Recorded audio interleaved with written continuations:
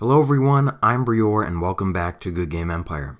One of the things I've picked up on in the last week or so is that many players are not very satisfied with the commander that accompanies the current seasonal event. I've received several messages about it telling me it's not very good, and I've observed people in the forums advising others not to waste their time getting it. I've even been asked to make a video about why it sucks. One of the first things I did after hearing that was visit YouTube to see if any of my fellow content creators had already made such a video. These are people I have a lot of respect for, and indeed, some of them had. They too seemed to suggest the new commander was limited in its usefulness. So then, all that's left for me to say is that it's a terrible set, and then I can wrap up this video. The problem with that statement is, it's not actually correct. The Fortunes of the Desert Sands equipment set is not the worst in the game. It's not the second worst, or the third. Indeed, if I made a video about what the worst commander set was, it wouldn't even be on the list. That's because the Fortunes of the Desert Sands is the best commander set in the game. Well, not really, I just said that to be dramatic. It's one of the best, though. Let me start by qualifying my previous statement. The Fortunes of the Desert Sands is the most useful, earnable commander set in the game. When I say earnable, I mean something you can get without paying money or rubies. Sure, the Elementalist is a considerably stronger set, but it's only for people who have a lot of money to spend. As I've talked about on the forums, I don't think that the premium commander sets are good purchases. There are many people who would say you shouldn't spend that much money on a browser game, but I think you should be able to spend your money on whatever you'd like, so that's not the issue I take with it. Take, for instance, the Armor of the Executioner, which was the first premium set in the game. Many players paid in excess of 1,000,000 rubies to acquire this set, and for a while they did have something that was very powerful. That was back before heroes or gems had been introduced, however, and the earnable commanders in the game were far weaker. The developer has consistently introduced more and more powerful, earnable commanders over the years to keep players participating in the events. Take a look at this comparison between the Bloodcrow treasure set, earnable with some hard work, and the Armor of the Executioner. Those who bought the Armor of the Executioner were probably expecting to have the most powerful set in the game for the rest of its existence, but that didn't turn out to be the case. The Elementalist is the most recent premium commander, and it may well remain the most powerful for a long time, but it might not, and that's the risk you have to take when you buy premium equipment. Now that I've explained earnable, let me explain what I meant when I said most useful. To do that, I'll have to introduce you to the pieces that compose this set. The set is composed of the Armor of the Desert Legion, the Scorpion Tail, the Helmet of the Desert Legion, the Lamp of the Desert Sorceress, the Sorceress's Stone, the Explorer's Stone, the Legion Stone, the Scorpion's Stone, and the Sand Sorceress herself.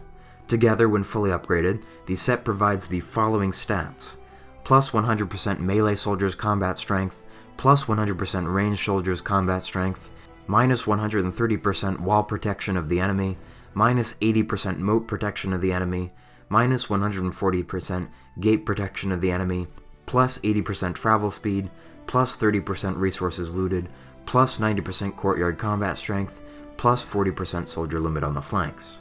Upon closer inspection, you'll realize that many of these stats are only valid when the commander is being used to attack an NPC target. NPC targets include all of your robber barons, samurai, nomad and Khan camps, dragons and desert fortresses, Barremont watchtowers, and a few other targets as well.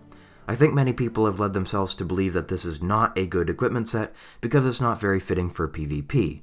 But, while it's true that it's not, I would argue the game doesn't need another PvP commander. If you're looking for a PvP commander, the Armor of the Foreign Warlord was made easier to obtain following the introduction of the Bloodcrow treasures. I have a video about it, and it's excellent. But the reality is that, unless you're a very powerful player in the midst of a war, you're very rarely going to have any need to attack more than 2 other players at the same time. Not every set in the game has to be geared toward PvP combat. Because Bloodcrow and foreign invaders are counted as players according to the system, you might be tempted to argue that more PvP sets are necessary to help players do well in those events.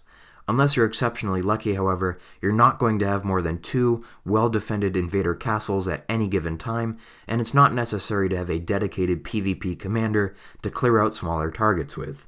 Goodgame Studios could have chosen to give this set some PvP attributes and some NPC attributes, making it fit for both, but a jack-of-all-trades commander is rarely the best at any one given thing.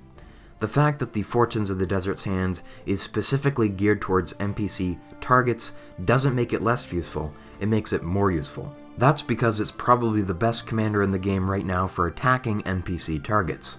I don't know if you've noticed, but attacking NPC targets pretty much describes half of the game. Let's talk about each attribute and why it helps. The plus 100% combat strength for both melee and ranged attackers is awesome, and it helps to make the set immediately more powerful than almost all of the other sets in the game, which are limited to plus 90%.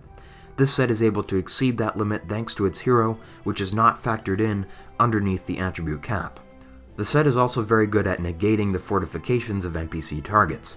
If you'll remember from before, it features minus 130% wall protection, minus 80% moat protection, and minus 140% gate protection.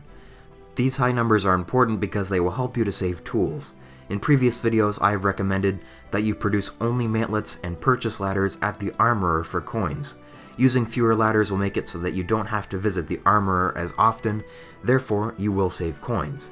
Even more importantly, however, these attributes will enable you to avoid using ruby and/or event tools more often. Let's say you have a samurai camp, which would require you to use 34 mantlets and 7 wooden ladders on the flank. That's a problem, because there's only space for 40 tools, and so you'll either have to go without, or use ruby and event tools. Having a commander with more wall reduction would help you to avoid this problem, and that's going to be crucial moving forward. Why? Because the developer just introduced con camps, which are slightly more tool-intensive than regular nomad camps. Even players with strong commanders will need to use special tools to overcome the fortifications of a con camp, but that won't be the case if they own the brand new set that we've been discussing in this video. The Fortunes of the Desert Sands is a stronger NPC commander intended to help you deal with stronger NPC events. The extra travel speed provided by this set is nice, but not very important. Travel speed is a bigger factor when it comes to PvP. Since most NPC targets have a fixed number of resources for you to loot, the extra resources attribute isn't important either. What is important about this set is the courtyard combat strength, which is at a very impressive 90% for attacks made against NPC targets. What's impressive about this is that it exists alongside a 40% flank space attribute, because previously, players have been able to choose either high courtyard or high flank space, but never both. I'm very confident this commander will drastically reduce your casualties and tool usage against NPC targets, which will be a huge help for many players. But what kind of player would find this set most useful? You might be surprised to hear that this set is useful for players who already have some of the best sets in the game. Well, it is. That's because of what I talked about with the con camps. Even more powerful players will want to save tools when attacking them. This set is also useful for average level 70s though, since those guys don't quite have an inexhaustible amount of troops, and cutting down on casualties will help them to do better during the NPC events. The group that this set will benefit most though, and the group that it is specifically aimed towards, is that of the players who don't already have much equipment. According to the moderator on the forums, all players above level 50 can earn the set, so it's not just for the big level 70s. The set does not require any upgrades at the Technicus before it has that magical plus 100% combat strength we discussed earlier. This is because none of the individual pieces offer melee or ranged combat strength. It instead comes from the set bonus, so the second you have all 9 pieces is the second you have plus 100% melee and ranged combat strength. This is so important for less powerful players who can't afford to spend 15 million coins at the Technicus just to get a serviceable commander. If you feel like you don't have any good commanders at the moment, you should be focusing almost exclusively on getting this awesome commander. That's just my opinion though. Feel free to tell me if I'm wrong.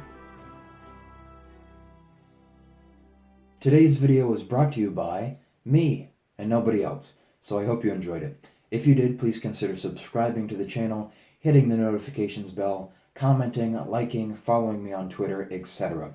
Your support keeps me motivated. I've been Breor, thanks again for watching, and have a great day.